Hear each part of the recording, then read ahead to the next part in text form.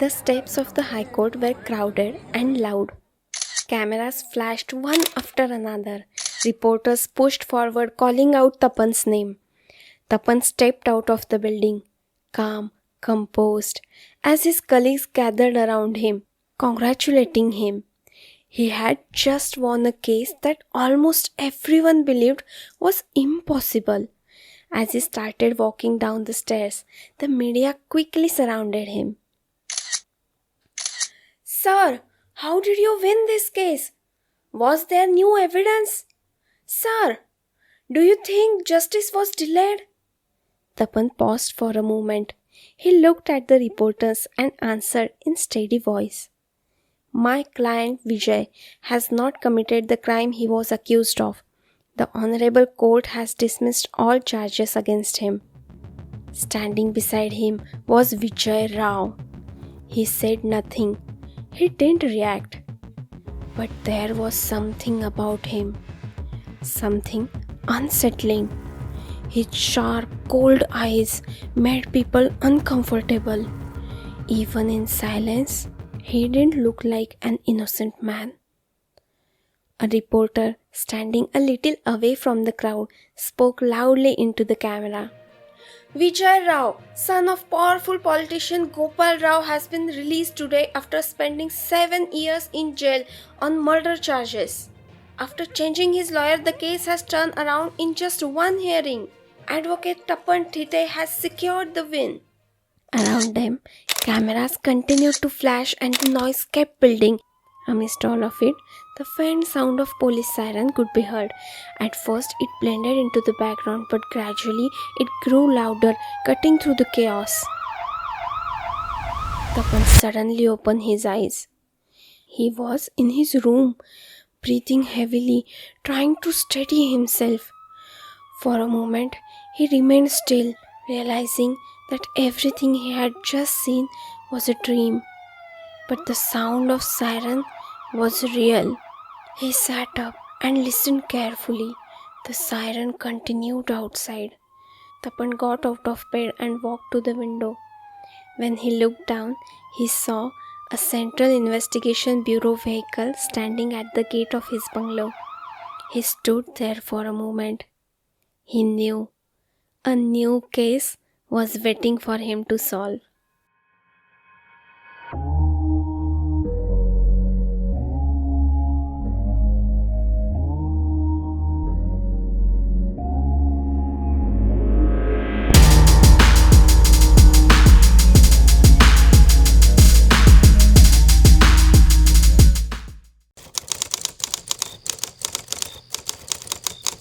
It was 11:30 at night, and the silence outside had settled in. A CIB vehicle stopped outside Tapan's bungalow. Officer Vittal Deshmukh stepped out and walked toward the entrance. The servant opened the door without delay. Upstairs, Tapan heard the movement and stepped out of his bedroom. He started coming down the stairs. "We have been calling you. Why weren't you answering?" Vittal asked. "Phone was on silent. I was sleeping," Tapan replied, continuing down. As he reached the hall, he said to the servant, "Bring coffee." "We don't have time for that," Vittal said immediately. "There is a case right around the corner. Kritika and Atul are already there. She sent me to get you. We need to move." Tapan didn't argue. He simply said, "Give me 15 minutes. And he turned back upstairs. Vittal stayed back in the hall. The bungalow was spacious and neatly arranged. His attention went to the showcase filled with trophies.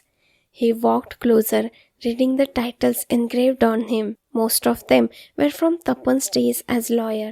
The trophies reflected his achievements and recognition in the legal field. Vittal picked up one of the trophies and looked at it carefully. It was clear.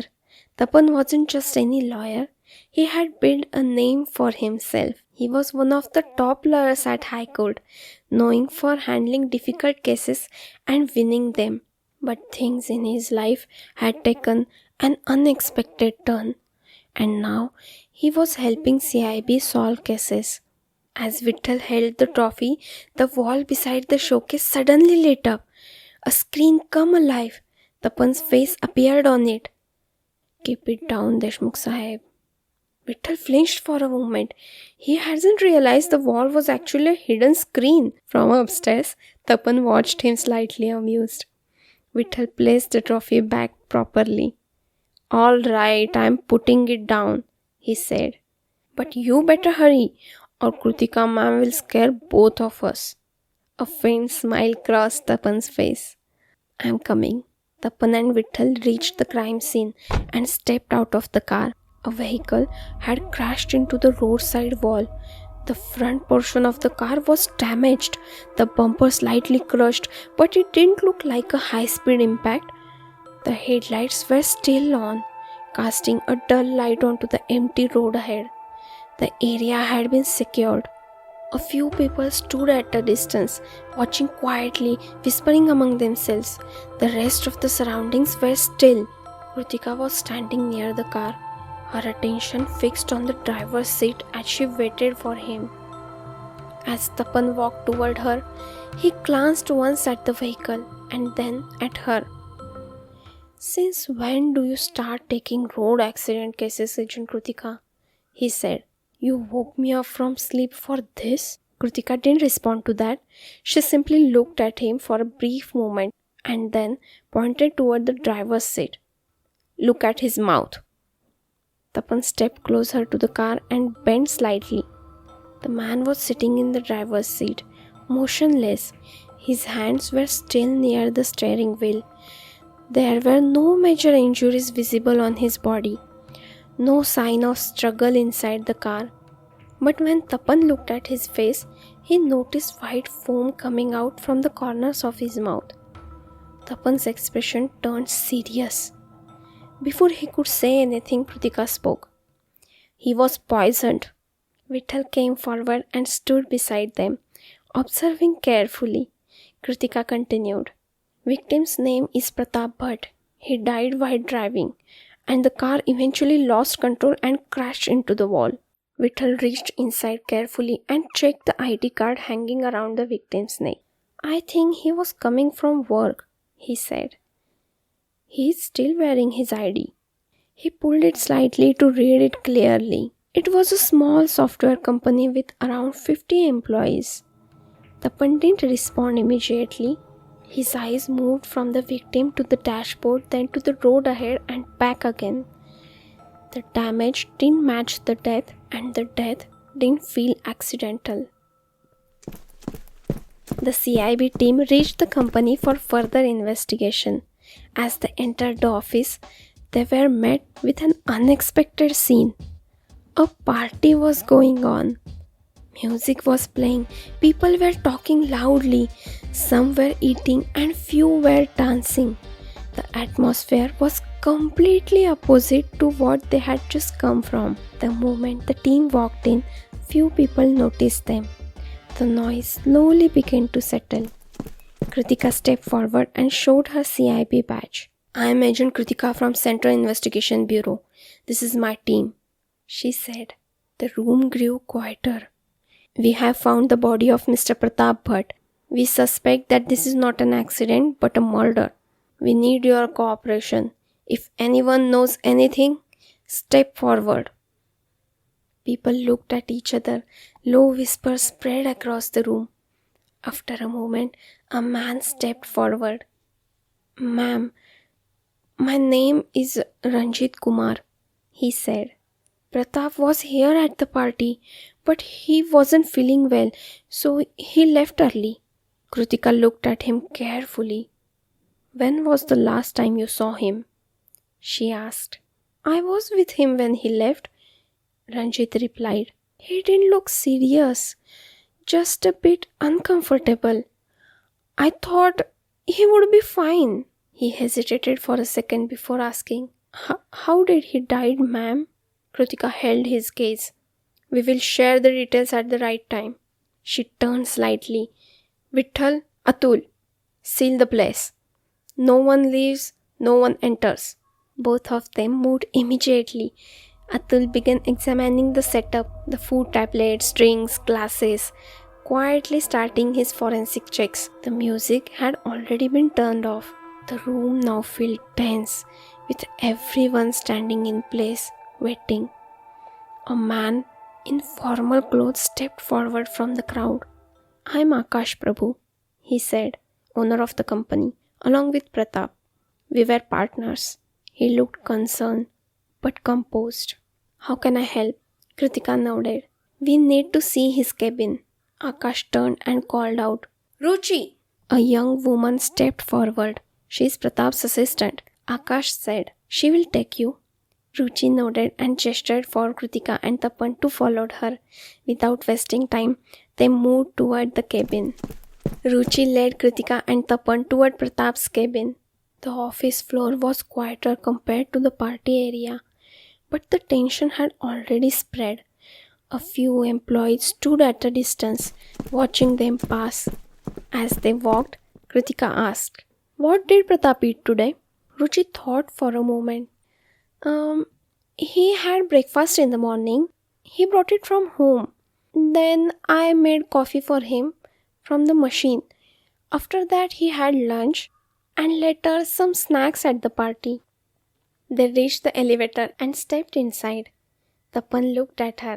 "Is there anything you are missing?" he asked. Ruchi paused, thinking again. Then she nodded slightly. "Oh, yes.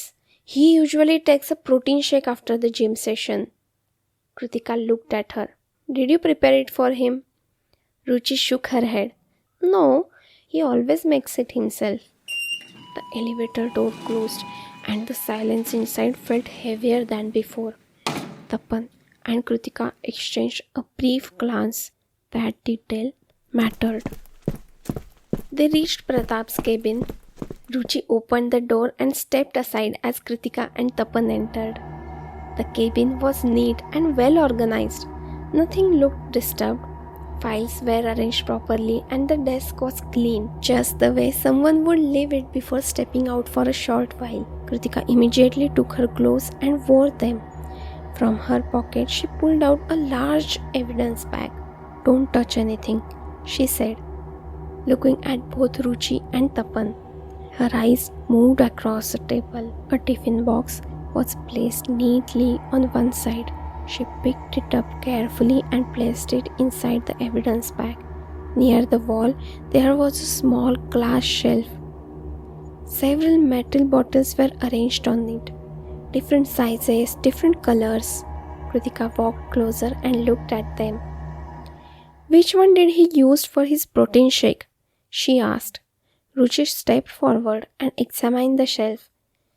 She shook her head. "None of these. He had a yellow bottle. I don't see it here. Maybe he left it in the gym downstairs." Tapan looked at the shelf again. "Why so many bottles?" he asked. Ruchi gave a small, unsure smile. He liked collecting them. He used to bring different drinks from home, detox water, coffee, sometimes juices. After a while, he would just buy a new one. Kritika turned back to the desk and opened the drawer.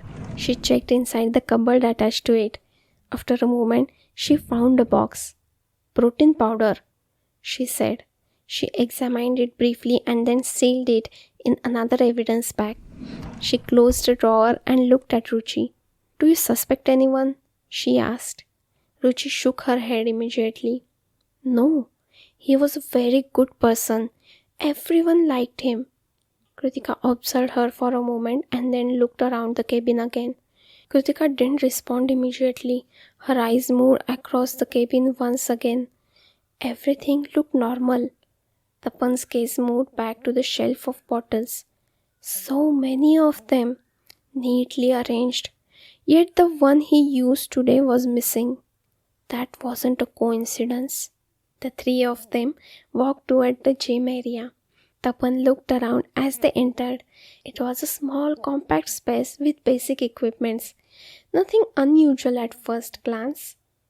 They moved toward the locker room. In one corner on a bench, a yellow bottle was lying. Ruchi immediately pointed at it. "That's the one. He used this for his protein shake." Kritika walked up to it, put on fresh clothes, and carefully picked it up. She placed it inside an evidence bag without saying a word. Tapan's attention shifted to the surroundings. His eyes stopped at a small door inside the locker room. He walked toward it and tried the handle. "It didn't open. It's locked," he said, turning back. "Who has the keys to this?" Ruchi replied. "Security has the keys and Pratap sir. And Akash sir also had access." Tapan glanced at Kritika. That detail didn't go unnoticed. As Kritika sealed the evidence bag and kept it with others, she looked at Ruchi. "Did he have any conflict with anyone recently?" Ruchi hesitated for a moment. Yes. Ranjit Kumar had an argument with him," she said. "I didn't hear anything, but Pratap sir was clearly angry." "Anyone else?" Kritika asked. Ruchi think again and hesitated for a moment. "Last month, there was an argument between Pratap sir and Akash sir.